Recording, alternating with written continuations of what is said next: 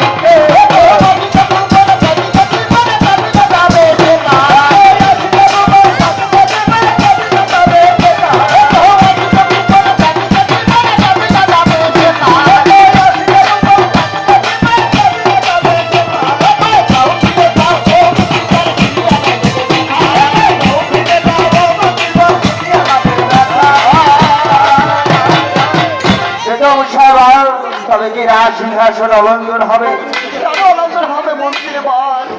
আমার এই বুকের পানি এখন যাবে, আমার এই বইকের ফিরে যাবে মন্ত্রী বল। তাই হবে বেগম সাহেব, জবাবের সাথে ওয়াদা করে গেলাম আপনার বুকের পানি যাবে এখন নিয়ে যাবো, আর ওই বই যাবে ফিরে যাবো।